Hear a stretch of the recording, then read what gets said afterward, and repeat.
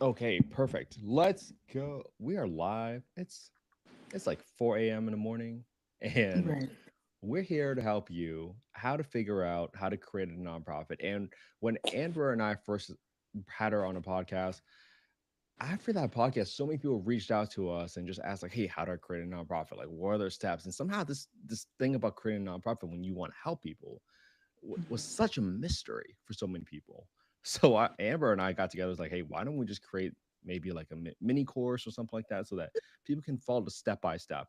And Amber so graciously came up with a little bit of outline. So Amber, like who are you again? Like some people might not even know you, but tell us a little bit about who you are, and then we'll get into the outline after that.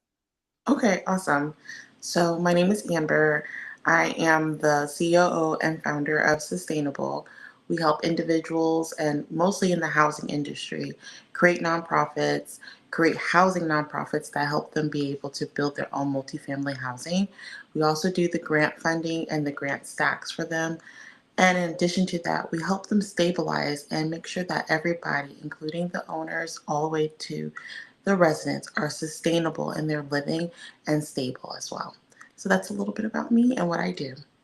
That's good. And Amber, I know you and I talked about, like, let's outline something that even our daughters can use, right? Right. What if they want to start a Yeah. nonprofit? What if they want to help people? And I think this Mhm. is what's going to be really cool, because when we focus on just helping one person, it makes this so much more fun. And well, Amber, tell us a little bit about your experience creating nonprofits, helping other nonprofits with grants and stuff like that. What does that look like? Yeah, absolutely. So, some of my experience about creating a nonprofit and helping others is, well, one, I had to learn from myself. I made my first nonprofit about 10 to 12 years ago now. It was called the Hygiene Project, where we helped individuals get hygiene products out that were homeless. And so from there, what we decided to do is utilize that nonprofit. And I could see the potential of how a nonprofit is so effective in helping the community a lot better through firsthand experience. Since coming into being with Sustainable and developing Sustainable, utilizing those skills that I learned of creating my own nonprofit and how I utilized it and leveraged it, I was able to help my clients out as well to help out and leverage their nonprofit or to create one as well. I've been working with the nonprofit industry for a very long time, hand in hand with them, and also having one my own self. So, creating the nonprofit for our clients was something that I really wanted to do because they were able to get additional funding. They were able to get the additional help that they needed because they had a passion, a nonprofit heart, and nonprofit passion, but they were utilizing everything as for profit. There's a way that we can leverage nonprofits to help and benefit everyone. That's so good. And you briefly mentioned that having a nonprofit allowed them to get more funding. And I think we don't need to go into the details, but just share with the community today, what is the size of the opportunity, the size of the funding availability is Mhm. out there for them. Give them a little Well, taste. yeah, absolutely. Well, I will say this. If you're a for profit entity and you're trying to get like a grant or you're trying to get additional funding for your project, it's very difficult because a lot of for profits have a financial gain into what they're receiving and why they're receiving those funds. And so it makes it a lot harder. But when you're becoming a nonprofit, what happens is your heart and your goal and your mission is still the same of helping people. But what we change is the way that we receive funding. And there's the magnitude of funding available is just surpasses what people might think. You have federal, you have private foundations, you have banks now that actually give out grants instead of loans. So there's so much of a varied amount of monies available that are for you. And the good thing about grants is you don't always have to pay them back. And so what you want to be able to do as a nonprofit is be able to have funding sources that you may have never been able to have or to have the capital as well to help your business grow while you're continuing helping your business grow and you're helping other people grow at the same time. Amber, I just gotta say, first of all, your speaking skills is like it's on point right now. There's no filler words. We should record at 4 a.m. like way more often. Like I don't know what Yeah. it is, but there's been no uhs, no ums. I'm just having fun with this. All right. So Right. let's talk about the outline that we came up together. Right? Why did Okay. you structure it this way? Tell us a little about the sections, and then let's go into Mhm. each section afterwards. Okay. So I created this outline based upon what I actually asked my staff to do and how they help our clients out. So the first thing is, look, you got me. The first thing is, uh, you jinxed it.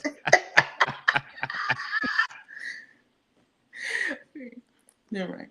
The first thing about the section one is laying the groundwork. So when we lay the groundwork, we want to create really good foundations. So our section one is going to talk about foundational work, creating your mission, your goal, your vision, and creating the necessary paperwork that we need to have in order to make you have solid ground, a good foundation. That includes your mission and your vision. That's the first thing. The second thing is you're targeting your populations, who you're going to serve, who are you most serving as well. And that comes with data and things of that sort. Also, we want to talk about landscaping, housing, and affordable housing. So what I do is for nonprofits is mostly for affordable housing, and this is affordable housing podcast.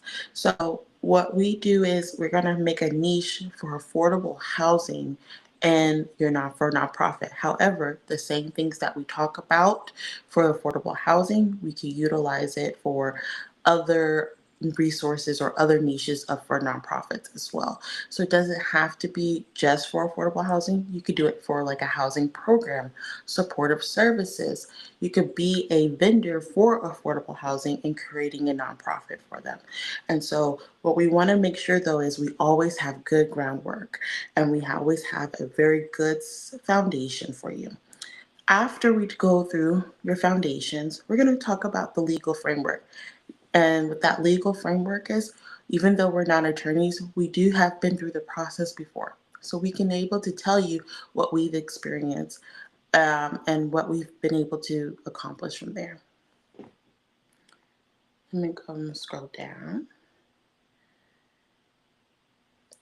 The next thing, within the legal framework, we're going to talk about structuring your nonprofit. Which one do you want? Most people get a 501c3, but there are other tax exemptions that are available as well. So we'll go over those. We'll also go over how to file for incorporation. Right now, we are in the state of California. However, we will go over certain other states as well that I'm familiar with, such as Hawaii or Utah as well. The next thing is getting your tax exempt status. It is so important that when you are obtaining grants and starting your nonprofit, that you have the correct paperwork and that you're doing everything well. And so the tax exempt status will go over that and it will align with everything you need. Everything you need for grant funding requires this particular paperwork. So it's really important that you guys stay tuned for that section. And then we'll go over governance essentials, the things that you need to have, like a board of directors, bylaws, and creating conflict of interest policies as well. This is so good because I think the only thing I'll highlight for the 501c3 tax exempt status is sometimes people think it might be instantaneous. Some Yes, places it might take like 6 months. You never right. know because You just how I never tell know. people how I tell people sometimes is most people sometimes people understand that real estate is not necessarily a nonprofit activity sometimes, so you have to be Right, able to demonstrate the activities that or the population that you're serving justifies that nonprofit status, right? Based on certain regulations and the type of populations that you're serving.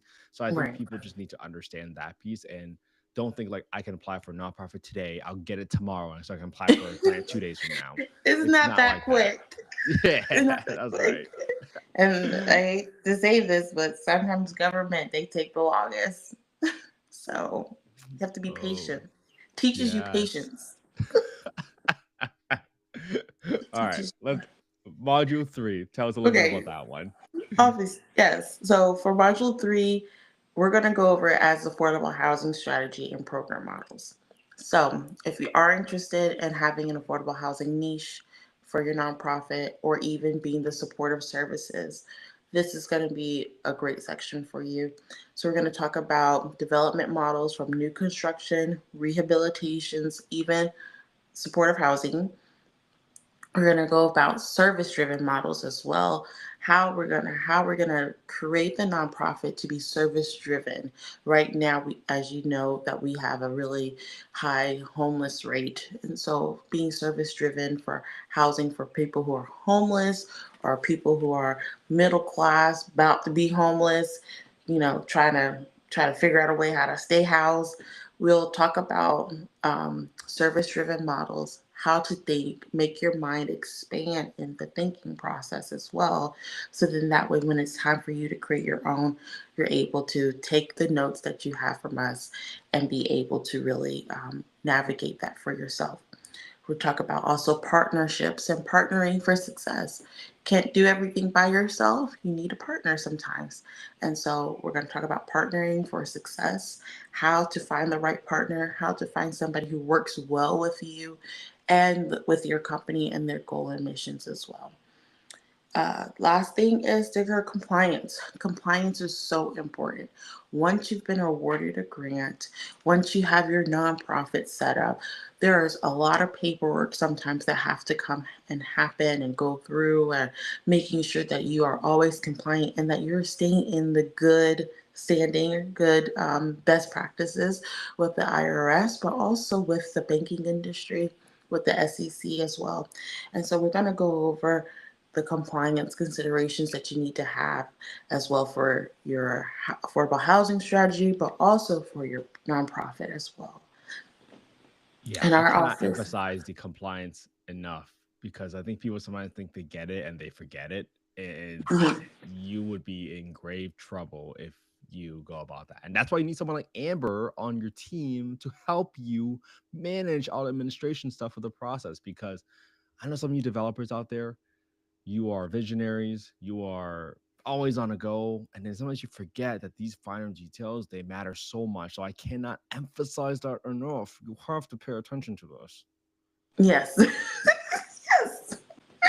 And then the last thing is funding your mission. So, like, after we've done everything, we've laid your groundwork, we figured out how to do your compliance, we figured out your niche, we figured out how to make it work for you. It's funding your mission. This is the go time. This is what it really is about. And then now, so we're going to talk about how to create a startup budget, how to find the grants for affordable housing, and the things to say in it that really make you stand out as well, that it's really good to have. We're also going to talk about additional income streams, revenue streams for your new nonprofit, being able to understand that now that you have your exempt status, what can we do with that exempt status? All of it. That includes fundraising, social media models, donations, whatever needs to be done. So we talk about different types of funding, and these types of fundings are basically called in-kind support. And so we're going to go over that as well. And then the last thing is your long term growth. How are you going to sustain your nonprofit and the service that you're doing for the community and the community around you? And how are you going to be able to consult, help others grow, help others in the industry grow? There's a lot to go around. There's a lot of land. There's a lot to go around for everybody, and we need to be able to reduce the homeless rate, to reduce the rate of housing being, a shortage. We need to reduce that. And as a country, we should all be working together and not fighting each other. And so we're going to talk about, even though we're funding your mission, we're going to talk about how you can help others and support others through your mission as well. Okay, this is gonna be so good, and I think this one's more general. So like, I could probably just put this section online, Right. Amber, Okay. and honestly ask people for feedback because if you have questions that you would like us to cover, this Right. is the perfect time to inform us so that we Right. can record and answer the questions that you care most about. That is like Mhm. on fire, you're pressing, you're like, how do I figure this out? Because I'll tell you right now, Amber, people ask me all the time, they're like, do I need to raise money first before I form my Oh, nonprofit, or do I do that first? And it's a chicken and egg question, right? Because right. people don't really understand that you need you need a margin to have a mission. If you don't Mhm. learn how to create revenue, either that's through donations, grants, or just operations, is really hard to fund your mission because you got to pay people. I mean, yeah, volunteers are great, but sometimes you just need people that are dedicated to your organization, but they need Exactly. to put food on the table. People forget about that so often. They got to put food on the table. They need housing too. Yeah. And the electricity, they're not doing it for charity. We're saying this Right. with the water. So you got to be able to Right. pay those bills.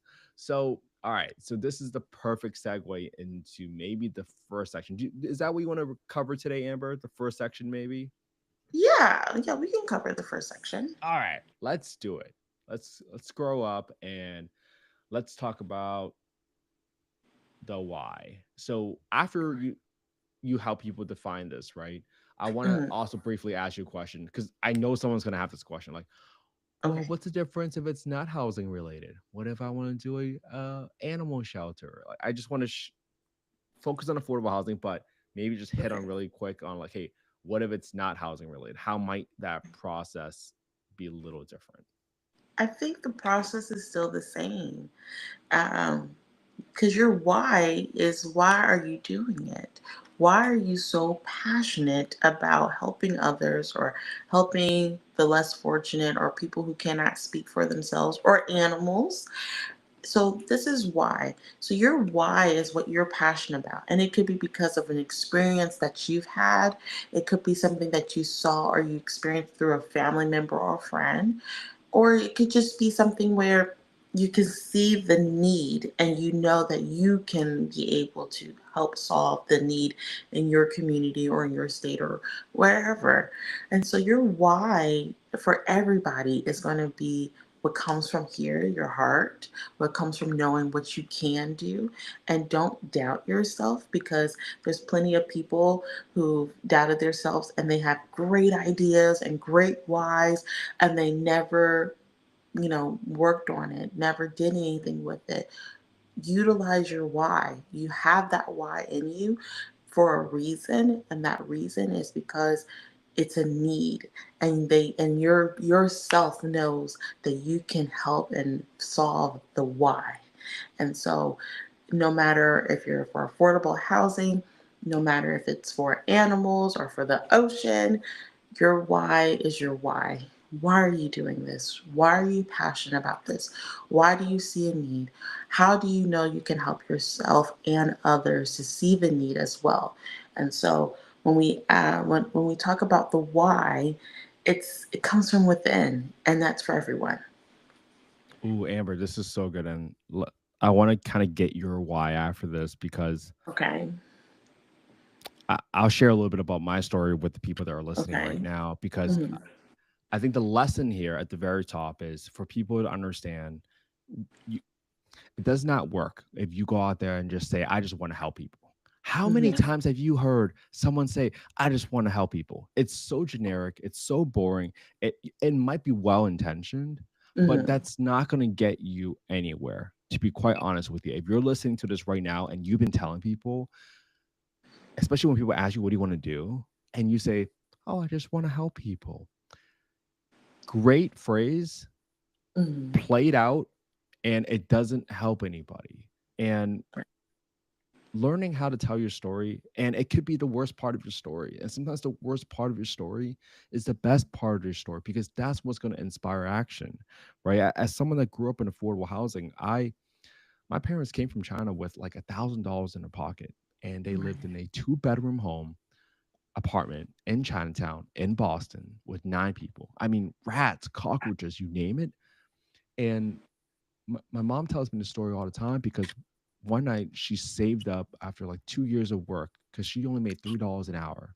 Hmm. And She had $5,000 of cash out, and she was getting ready to bring that home to China to repay her relatives for getting them over here. Yeah. And that night, we got robbed. And I don't Wow. know if you can imagine losing your entire years of salary in one night. But that's what happened to my parents. And my my mom always said, "Can bad things, horrific things happen to good people?"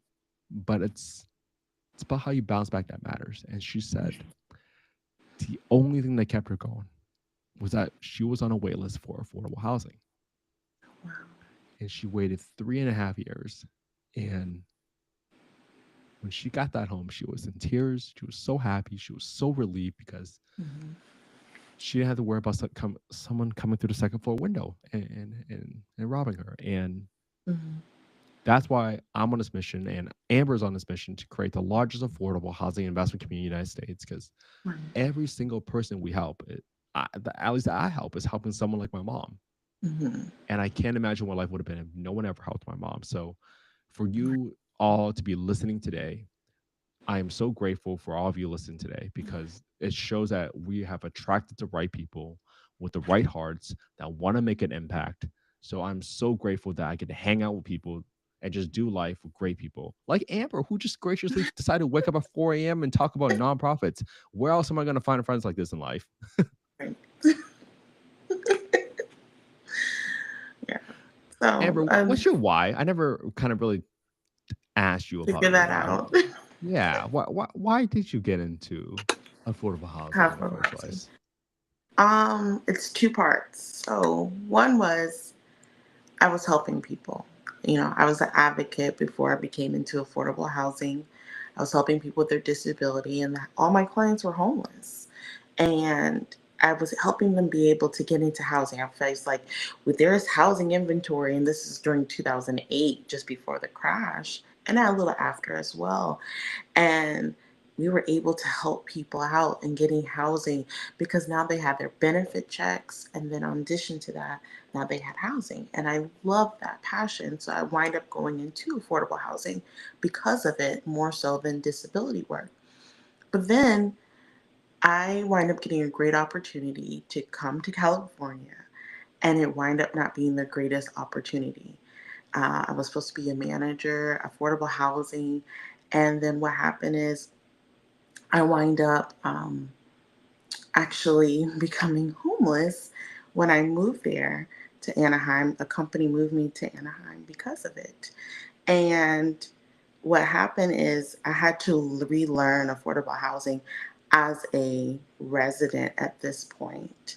And then, even though I was still working on the executive side for a lot of affordable housing nonprofits in California. And so while I'm going through my own housing struggles, still making 85 to $100,000 a year because the way the system is made, it wasn't favorable for single moms. And then on top of that, um, helping in the shelter housing industry, getting people into supportive housing as well.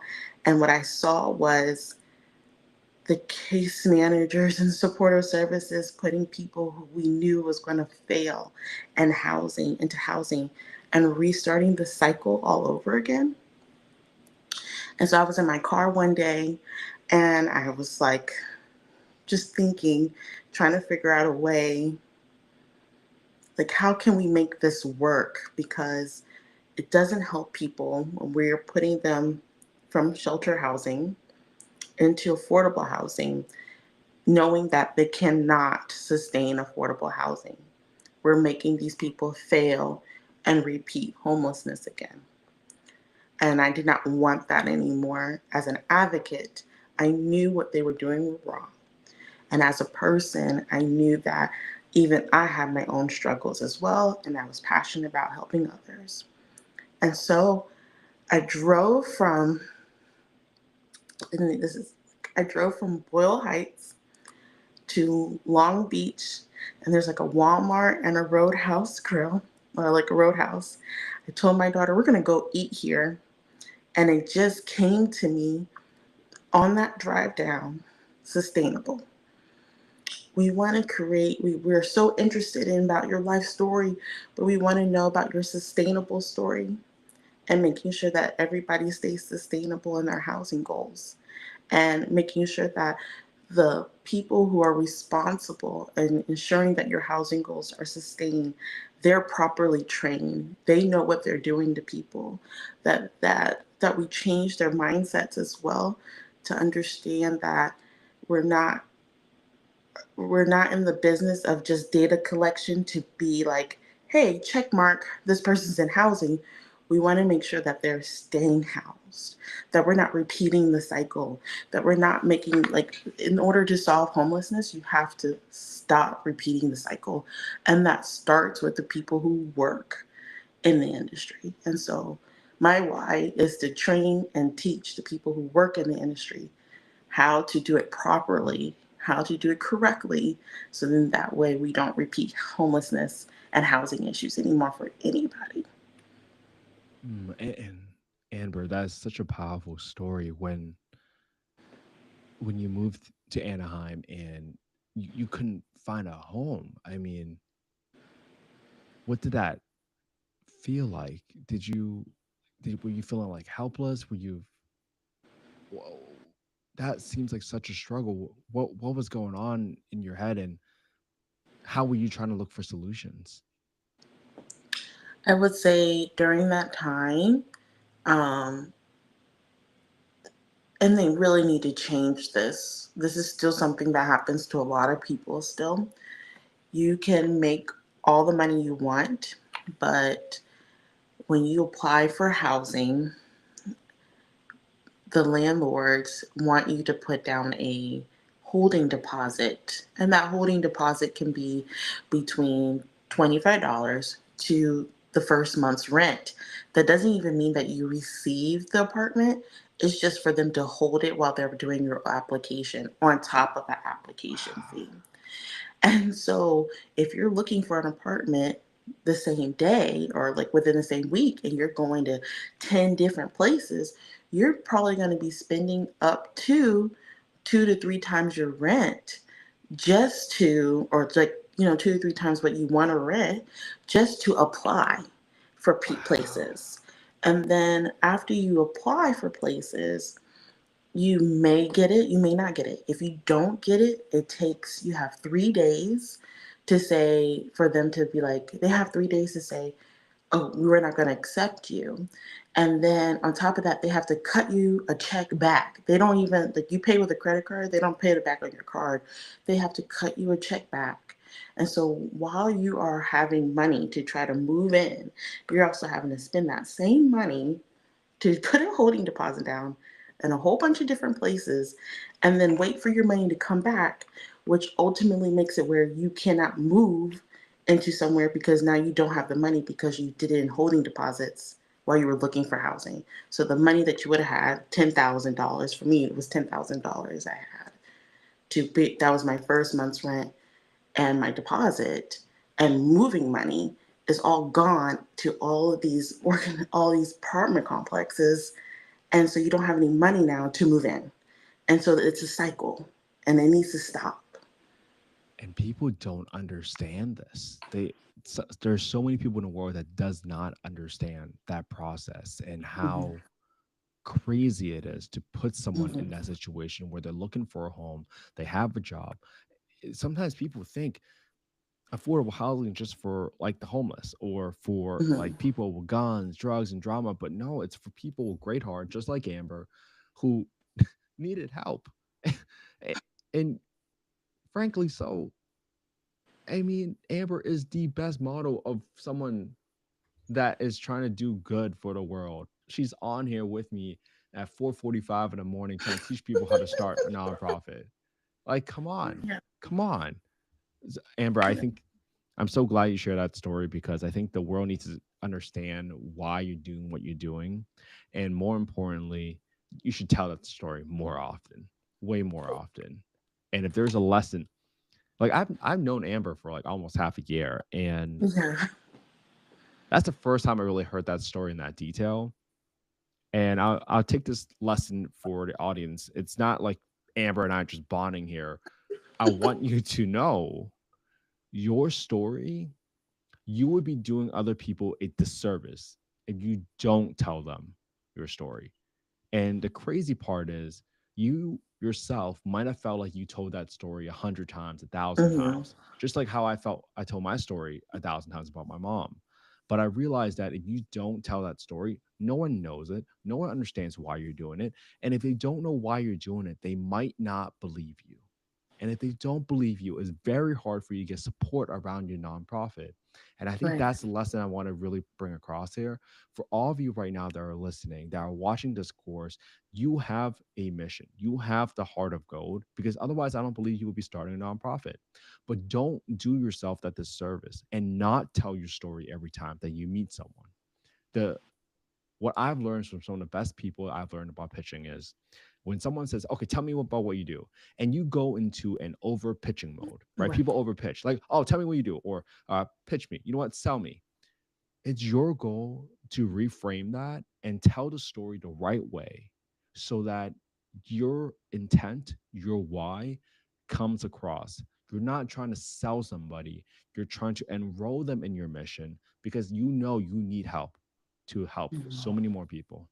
So I hope that's a lesson that people really take away from that. Right. Okay. See, Amber, this is why you and I get along. We just have fun with this. This is so much better than any other like course or like thing that I've ever Right. seen, because now we can bounce off each other and have some fun with it. Like this is, and Exactly. we could talk about the lessons. This is why we work so well together. This is so good. Great.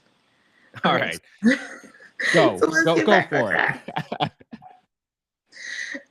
Okay, so next is can creating a compelling mission align with your housing equity. So you heard my story, you heard Kent's story. We both have a mission to make sure that people are in affordable housing and sustained.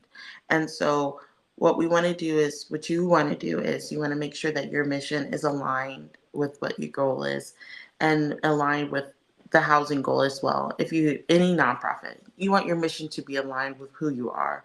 You don't want to stray away from it. You want to be able to say, this is our mission, and this is our goal, and this is the type of people that we want to help. People who were like me, people who were like Kent and his family, people who were like your neighbor or your cousin, whatever it is. We want to be able to say, have make sure that your mission is aligned with what you're looking for and what you're really doing. Without that, how that's the beating part of your heart is your mission. And so what you're going to do, and your why, now you know your why of what you're doing, you're going to create the mission. So you're going to take some time to sit down and write a mission statement for yourself. And that's really important. And when you're starting your nonprofit, you're going to write a mission statement, and it's going to be about between 1 to 3 sentences. And you can have different variations of the same thing. So you can have one that's really brief, that's just like a 1 sentence, or you can do one that has like a little paragraph. And certain grants, you're going to have at least like 150 words for your mission statement. So just kind of keep that in mind. So you're going to And want what kind of typically for your mission statement, Amber? Do you recommend people to have like numbers in there, or more so like how are you going to help people and who are you helping? What's sort of the main elements that people should cover in the mission statement? I think the mission statement should really be more of like your elevator pitch, more of like something really quick that you would say to people who you may not have enough time with to say, like, oh yeah, I'm sustainable. Our whole goal is to make sure that everybody's life is sustained. And so see how that was? That's my mission. My mission is to make sure everybody's life is sustained.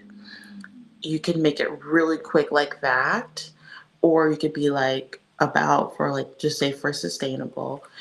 Our like long mission goal talks about how people who are in my bracket of AMI or area median income, 80% to 120, are failing behind and are going into homelessness at a rate of 17,000 people a week. And so our goal is to make sure that we are closing the gap in people who are middle class going into homelessness. That's our main mission. And what we do that by is by grant writing, affordable housing compliance, consulting work, etc. And so that's the longer version. I did that in my head. I have it written down, but just remembering from the longer version. So that's why you want to be able to have your mission be your mission statement be either something really quick and or it could be really long with some data in it as well. So that's fine. That's great. I love that. Thanks for kind of going through that because I think people either they over engineer it or they Hmm. sometimes people become robotic with a mission Right. statement and Yeah. they start looking like they just read off a script. And Hmm. when you need to connect with somebody heart to heart, you, please don't use a script. Come on, people. This is common sense. But sometimes you feel nervous. And again, I want to reframe it. If someone says, tell me what you Hmm. do, stop Hmm. saying what you do. Stop over pitching. Stop rehearsing from a mission statement. Tell them your story and tell them what's the lesson from that story and who are you here to help. All right. Don't forget that. Remember that frame, everybody. If someone ever asks you, and I'm speaking to my daughter, speaking to Amber's daughter, if someone ever Hmm. asks you, what do you do? Don't go into pitch mode because you always over pitch. And when you over pitch, you sound like a salesperson. And when you sound like a salesperson, people tune you out. I don't know when's the last time you got a cold call from people, but when you say, hi, my name is blah, blah, blah from blah, blah, blah company, you click. So Oh don't yeah. get clicked on. All right. Right. Yeah. I know. I just like to like Be put in these commentaries sometimes. no, good. It's good because you want to be engaging in the conversation. You want to say something that it makes people want to ask a question, and that opens up the conversations about what you're doing and your why and what's going on with you and your nonprofit and how'd you get there. It just you want to make sure your mission statement opens up to questions to be like, let me learn more. Yes. That's what's up.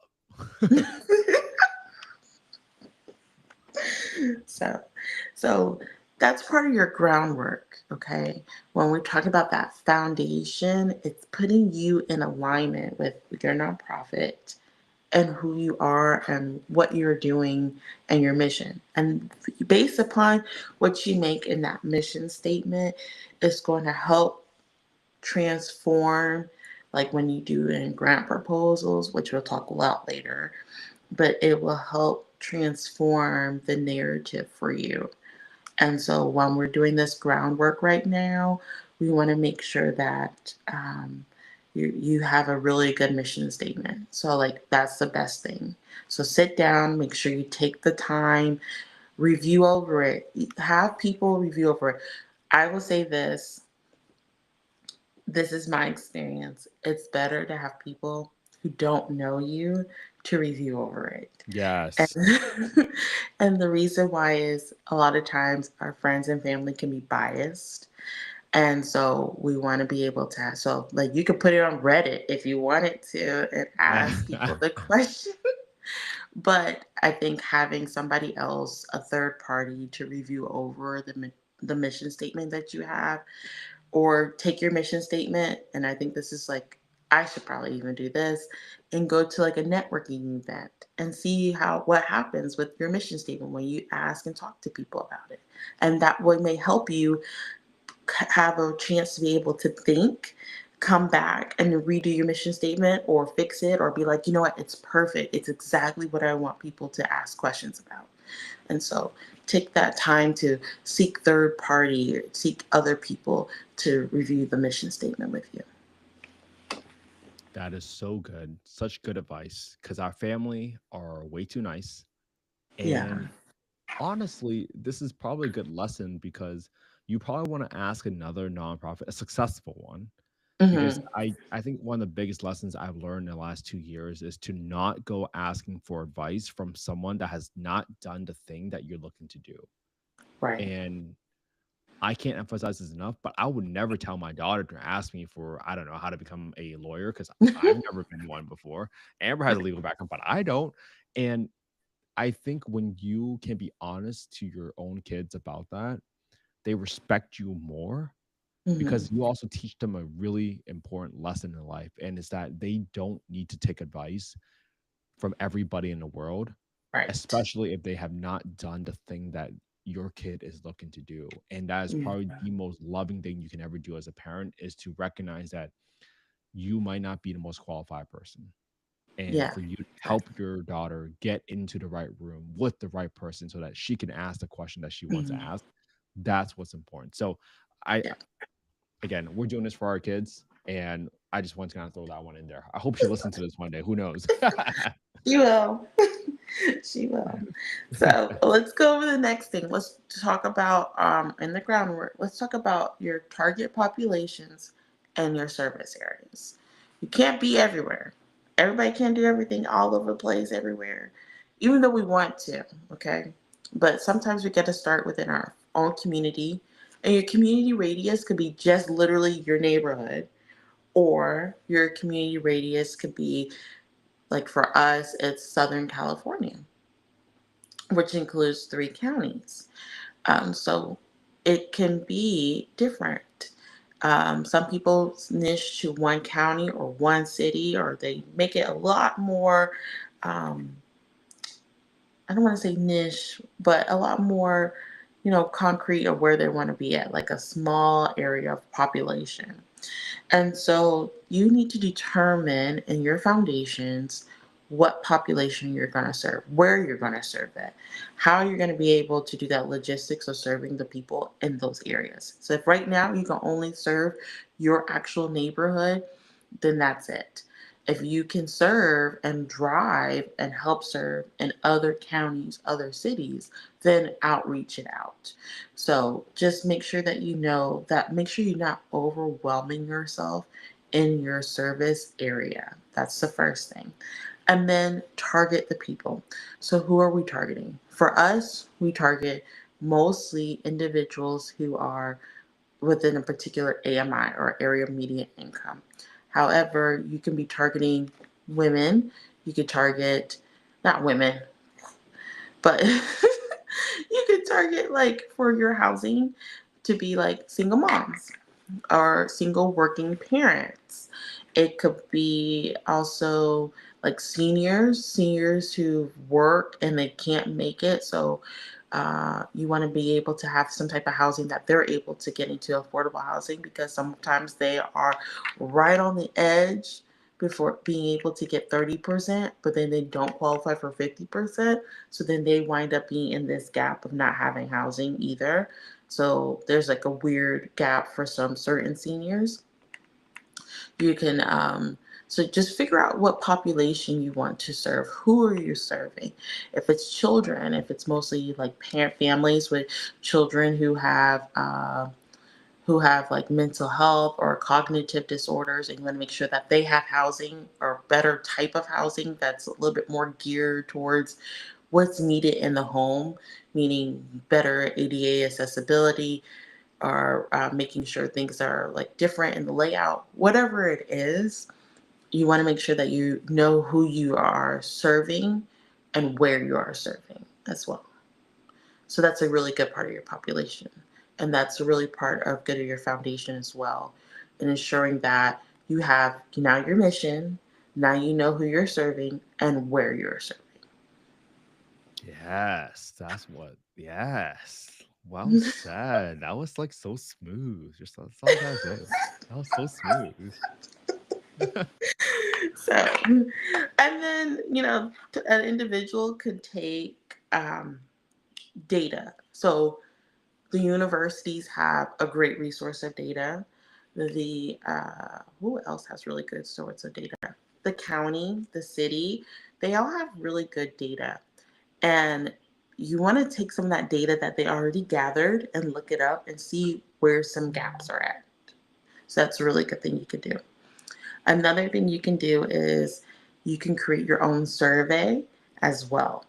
And you can market your survey for data, and basically you'll have to put the disclaimers down of what it is for and the needs. Uh, but you can do like a Google Drive or Google Forms, create something, do the QR code. You can post it up at like Panera, places, restaurants. You can have it anywhere, the libraries.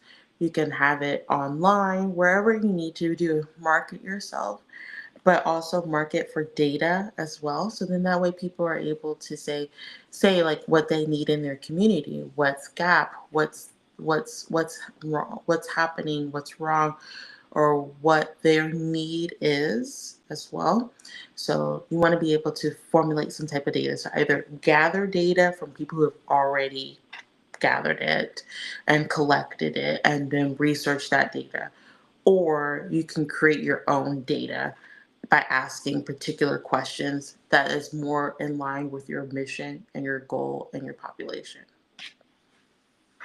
Ooh, this is so good because I think people sometimes forget that you got to measure what Hmm. you're making an impact on, because if you don't measure it, how can you manage it? Right? Think about it, everybody. You got to be able to measure it. So, whatever population you're looking to serve, however you're trying to help, whether that's affordable housing rentals, whether that's case study, case managers that you want to hire.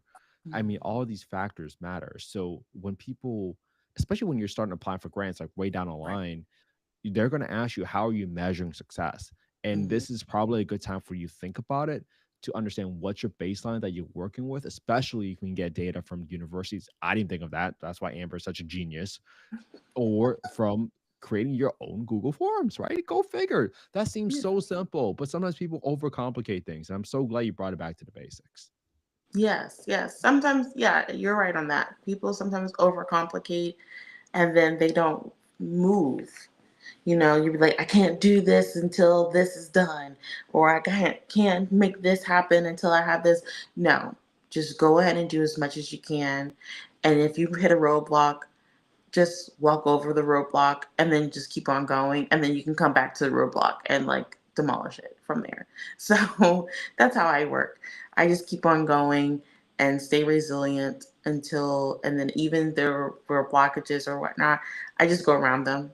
There's no real such thing as a blockage. You just go around it. Yeah. And this, so I know I'm starting to get a little preachy here, but how bad do you want to help people? Sometimes people, Right. you have to be really honest with yourself. At this point in time, if you're listening to this, you have to understand, okay, how bad do I really want to help people? Was I Hmm. just saying it? Am I, do I want to help people so bad that I'm willing to wake up at 4 a.m. and record about how to start a nonprofit at 5 a.m.? Do you want it that bad? Right. Really ask yourself, I do. because the work will be the filter, Hmm. and only you will know that about yourself. Only you. You Right. don't need to pretend to lie to anybody else. But I know Amber and I, we do this for our family. And Yeah. what better way to get our daughters and our family to not focus on themselves so much, but to focus on serving others? Because I really believe that people, humans, were put on this earth to serve, not to be worshiped. And we're here to help other people become better versions of themselves while focusing on helping others. And I think Hmm. this has been the most rewarding part of my life so far. And I get to work with people like Amber and hang out with them, talk about like how to help people. Like, sign me up any day. Yes, absolutely. And so what we just want to make sure is we keeping your momentum going. So even though you're like, okay, I don't have a mission statement, I can't do this. No, go to the next step. Come back to it if you have to. It may develop on its own based upon the data that you see and read and research. You can be like, this is what needs to be happening, and this is where I need to target my mission to. So even though we're telling you the steps, this is still foundational work, and it can sometimes be fluid in it as well. So just make sure that though you are researching your data and that you are trying to figure out your niche and your target population, because that is important, especially when we go down the line for funding, like we said before. And so the next thing after that is kind of figuring out what policies are related to your uh, nonprofit. So you basically made your mission statement. You figure out your data, figure out who you're trying to serve. The next thing is to research your policies. What policies have been targeted towards your community or towards the population you want to serve? And you want to learn those policies as well, because you can utilize it for your advantage, or you may need to change your mission to be able to change that policy that is hurting somebody. And so you want to learn the policies that are around. So the best way to look for certain policies, especially for affordable housing, is through the state treasury department or the your local or like the your state's community development department. So those are the two that you can look at. And we say the treasury because the treasury um, does the tax credit housing and things that deal with tax credit. And so, if they put a policy in your state regarding certain tax credit properties or what can and cannot happen, and it's hurting a particular population of people, then that may be your new goal is to help change that policy to be able for more people to have better access to housing. And Interesting. so, And when you talk about policies, are these talk about state treasury and community mhm, development? Are you also referring to like federal legislation too, or yeah. we're really just talking about state treasury and I mean state community Mhm. development and treasuries? Well, it could be anywhere. So I Okay. use those two as examples because a lot of Mm, people don't know the Treasury Department and what they do, and a lot of yeah. people don't know what the Community Development Department is and what they do. And so, but there's other places to also look at. You can look at the local government, your county. You can also look at your local housing authority as well. That's local, and then you have your state, and then you have federal. And federal is mostly for housing. It's going to be HUD, but it's also maybe USDA because USDA deals with housing as well. A lot of housing, more than people understand and know. And others, other places as well, like the VA, the Veterans Administration, and other organizations in the government that deal with housing, and they create policy in those housing. One great policy, like not great policy, but one thing people don't know, and I worked in social security field for a long time, is individuals who are on the SSI benefit program, if they receive like a policy for them is if they receive aid, housing aid, some of that is counted as income. And so that reduces their benefit amount of what they can receive Oh. every month. Yeah. And then on top of that, another thing about one of their policies in regards to like the like how much benefit you get is how much assets you have. And just say you got a house or you and you inherited it, it's now considered an asset. And if you have anything more than $2,000 in assets, you can't get benefits because for them, their thought is you can sell your asset, live off of it, and get rental housing. And so, but you had your home and your home was paid off. And that's for the SSI program. And then for like the SSDI program, for them, it's a little different. You can have your house, you can have an asset. So it's almost a little unfair because certain people, certain things happen in life. And so those are policies like that. And that's something I know because I worked in the field for 20 years with that is where that needs to change because things happen. People do inherit property. People do inherit things. And so and that's housing related. So that's just something a little tidbit of why like a policy you need to look at the policies to see what's happening because what you may be trying to do and accomplish with your nonprofit may be hit with a roadblock of a policy or a law or something that may need to be changed or reconsidered or be lobbied or legislated. And that may be your new goal and focus is to legislate that to help able to open the doors for people. Okay. Well, that's a great example. When they're looking at state treasury, you mentioned tax credits. Mhm. What are they looking for there? Are you looking for, hey, where are the most number of points going to be awarded for low income Mhm. housing tax credits? Is that what you were talking about when you were referring to looking at the treasury's policies? Tell us a little bit more, So, give us some more details. yeah, absolutely. So, the Treasury Department, some of their policies, they determine the area median income for the counties. So, HUD does it for the state, right? Maybe, sorry, HUD does it for the federal. The Treasury Department does it for the state. So that means each county, each city, each metropolitan area. And so if they're not calculating the amount of the area median income correctly because they have poor data or they're not understanding something, that's a policy that can help hurt somebody, meaning they can't get into housing because the Treasury Department or the Community Development Department says my area median income for 30% is $12,000, where nobody makes that. Everybody's over 30,000. So that's a policy or something that they've created that has caused a roadblock for people to be able to obtain housing. So that's why I say check your policies with the agency, especially Treasury Department, because they usually deal with some of those AMIs, those goals.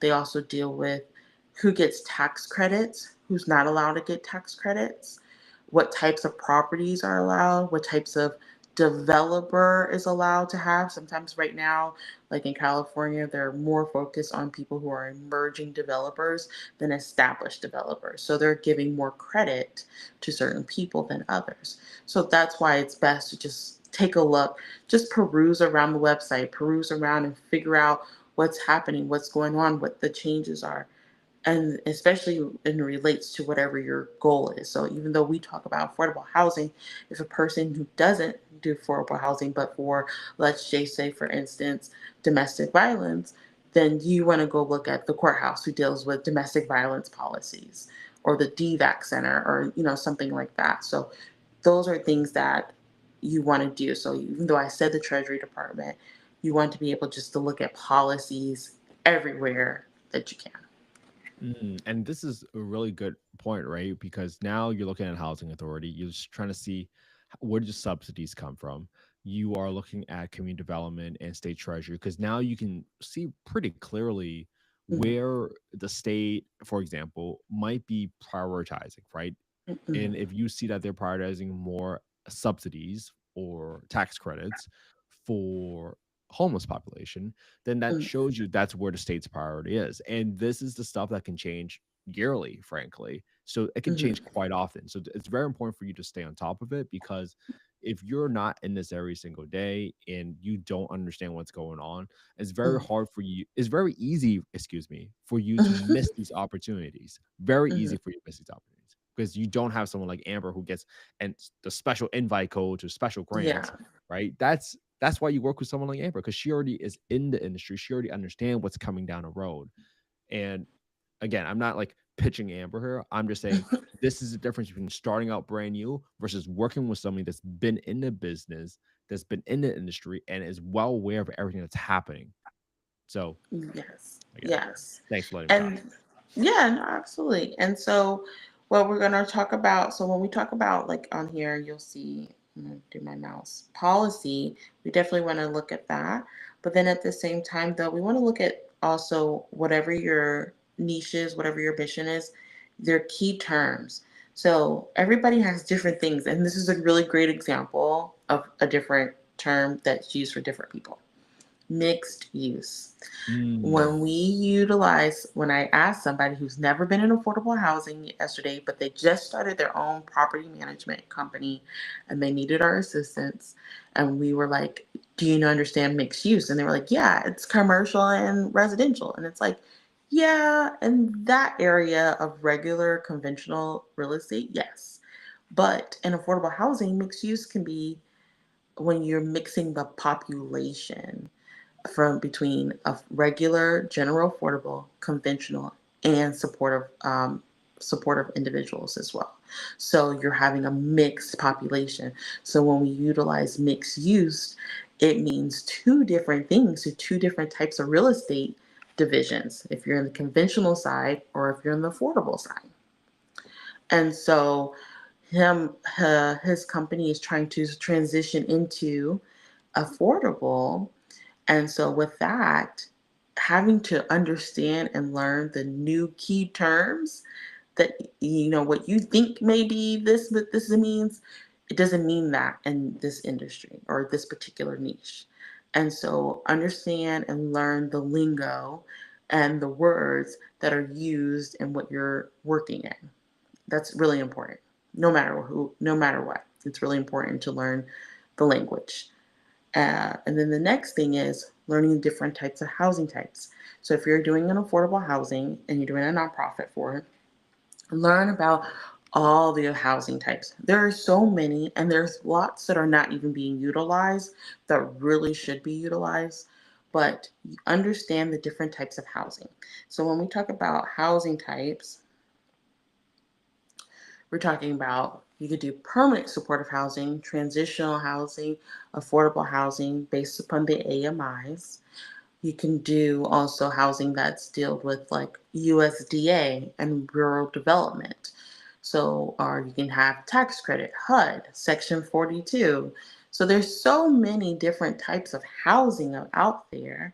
You need to figure out, what am I going to focus on? Am I going to focus on MHSA, which is the mental health housing, or am I going to focus on families? And I want to just get anything that deals with families only. So figure out your housing type as well, especially if you're going to do a nonprofit for an affordable housing. You're going to figure out your housing type. That's the main thing you want to do as well.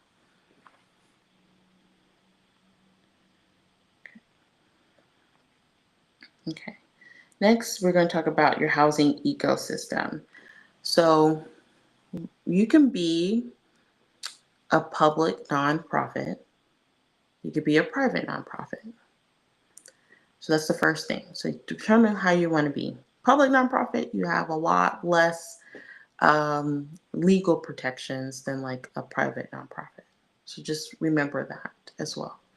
What's the And difference? so, A public nonprofit versus a private nonprofit. so like a public nonprofit would be somebody who probably most likely works with like a government agency, like hand in hand. Like so, they kind of did the RFP and they're getting all the public funds, and most of their things come from the state or the county, and they created something just for them to be able to utilize. So something like that would be like a public nonprofit. And then So the a housing authority is not a public nonprofit. That's just the government entity, right? Am I thinking about that correctly? yes, that's correct. Okay.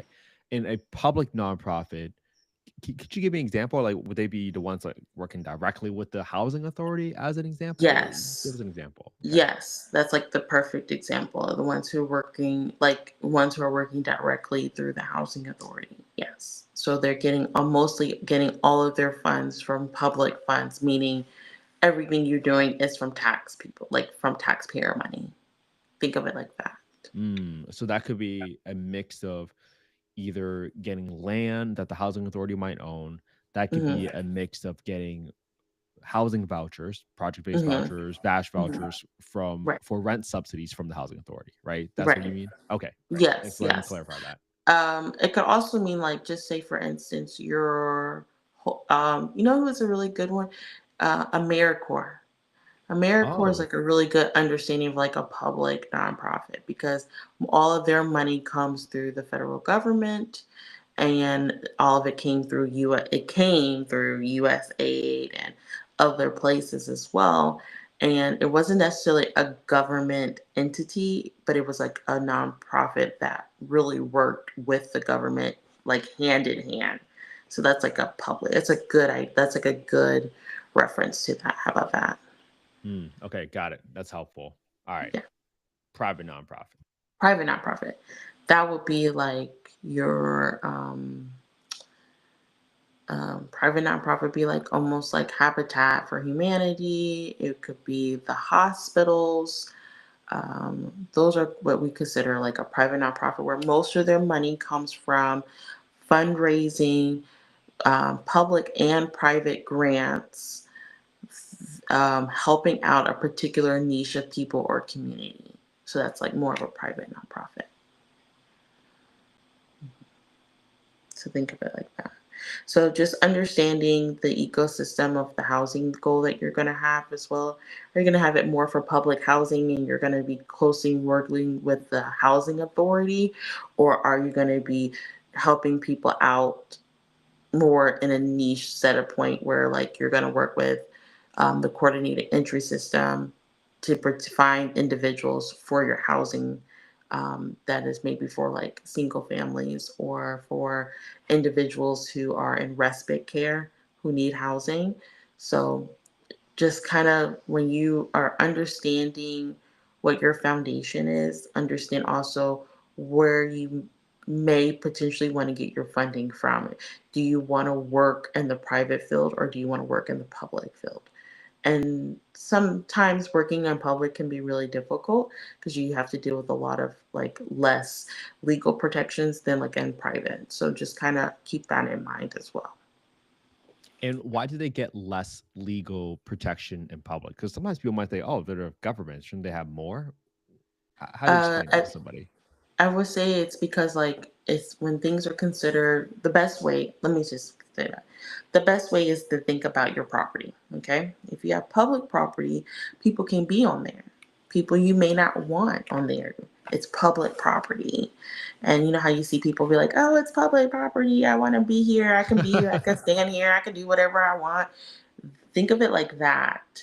While private property, you can put a trespass notice. You can decide who you want and don't want to see, and all those types of things. And people, when people come and say, "I can do whatever I want," you cut that off real quick. So think of it like that. Like if you think about your land, is your land public or is your land private? I love it. It's like going to a public park, but like, I can sleep on this bench if I wanted Right. to. Yeah. So think of it like that. Uh, I think that's like the best, easiest way of Great example to analogy. give. Yeah. And so yeah, so they're basically right now we laid your we kind of laid your foundation of your why, your mission, you're researching. You're going to now look at your policies, and you're going to be able to have a good groundwork of like what you're going to do and how you're going to do it and the population you're going to serve. And now, by this time, after you've done your research, figured out how you're going to do it, and figure out if you're, what kind of, if you're going to go public or private, figuring out your housing type, if you're on affordable housing, or just the type of nonprofit you're going to do, learning about your new industry as well. It's really important. So, those keywords, terms, and lingos, having the understanding of your geographic focus and your understanding of who you are serving, how you're serving, where you can serve at, and then making your mission statement and being in line with your why, with your story. That foundation now should be complete because you've taken the time to be able to get that done. And that's where we're at. This is so good. This has been such a great intro session. Just Mm-hmm. and sometimes people underestimate how much work there is just to kind of get things started. But you Right. really want to figure out what your plan is and where might your relationships Mm-hmm. be right now, because that could very well determine, do you go for a public nonprofit or a private nonprofit? There's so many different ways that you can go about it. And I'm so confident that Amber has kind of let you down the path of at least thinking about it the right way in a structured manner. So you're not all over the place and you're trying to figure this out. All right. Right. So today is a great time for you to message me. You can DM me anytime on LinkedIn or on Instagram at Kent Fahey, KentFaihe. Let me know what are the questions that you have that you will want Amber and I to cover, and especially the subsequent sections, because we're going to get into the meat of it now, right? We're going to talk Right. about the 501(c)(3 or the state requirements, how to get Mhm. funding. I mean, all the good stuff. This is the juicy, substantial stuff that you're going to want the answers to, and we don't want to miss on anything. So, Amber, how do people find you on socials and your website? Oh, absolutely. So you can find me on LinkedIn. My name is Anber Little, so you can find me there. You can also find our agency, Sustainable. You can just look up Sustainable, it pops right up on LinkedIn. You can also find us on Instagram and TikTok underneath Sustained Living Now. And our email is also the same thing, sustainedlivingnow@gmail. So feel free to reach out to us, email us, DM us on Instagram, TikTok. LinkedIn, we're able to help out. All right, this has been so fun. Amber and I are going to keep getting up at 4 a.m. because that's when she's like stage level, presidential, public speaking status. Because Okay. she was on fire today. I don't know if you guys heard this, but this was good. This is really, really good. So, all right, I'm going to stop recording. Okay.